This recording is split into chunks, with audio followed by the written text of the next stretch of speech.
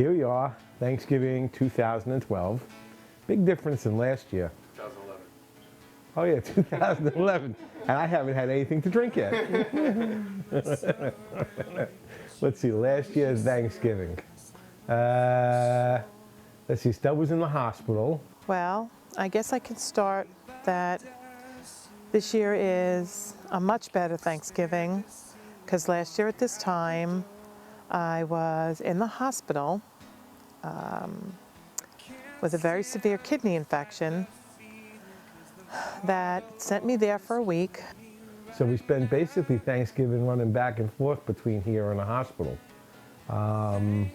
It was tough, it was difficult. You know, not having a holiday, not having anybody around, being in the hospital, just sitting there most of the day. And it was a bad week to be in the hospital. It was my husband's birthday, my birthday, and our anniversary. Of course, Thanksgiving came the day after our anniversary, and it was kind of crazy eating hospital food at Thanksgiving and being alone in the hospital, although my son and my husband were there with me. They were forced to go and eat at the diner by themselves. And then Zach and I had dinner at the diner, believe it or not, of all places, because it's the only place we can go without reservations at the last minute. Food was okay. I mean, it was diner food. Which I guess was kind of awkward considering they told me that the diner had lots of families there for Thanksgiving dinner and they were the only two kind of sitting off by themselves. There were a lot of families there, and Zach and I. And then right after dinner we had to rush right back to the hospital. So it was, you know, we didn't have any downtime to relax, any time to watch football, anything to enjoy later on in the evening or the next day. So it was, you know, it was difficult. And it was even more difficult with, with Estelle being in the hospital and all. I was released from the hospital on November 28th, and then on November 29th, I woke up in the morning and was basically paralyzed from my toes to my chin.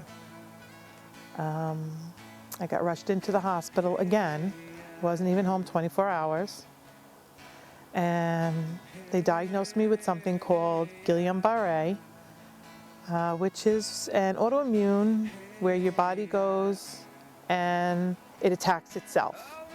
And when it attacked itself, the body thought that its own body was an enemy, and it destroyed the muscles in my legs. And I spent a month and some odd in a hospital, and then I wound up having to spend 8 weeks in rehab to learn how to rewrite and how to walk and how to stand and all those things. It's kind of hard. Because last year at this time I wasn't walking. And kind of crazy because there's not much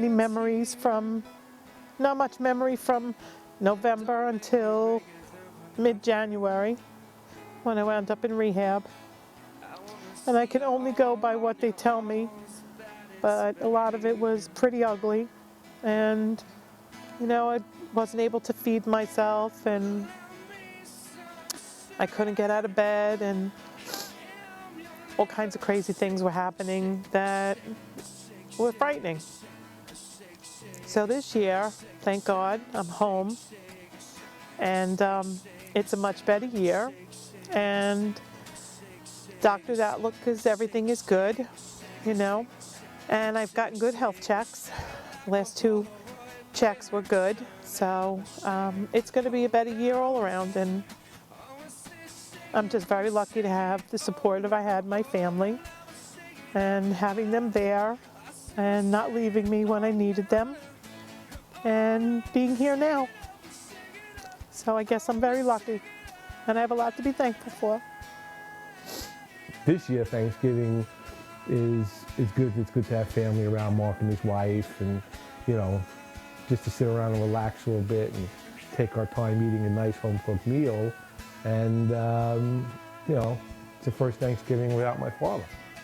which, you know, is a little difficult. We've always managed to see, you know, Pop for Thanksgiving. We'd always bring him over a dish and sit and spend some time with him and kid around. And this year, we don't have it.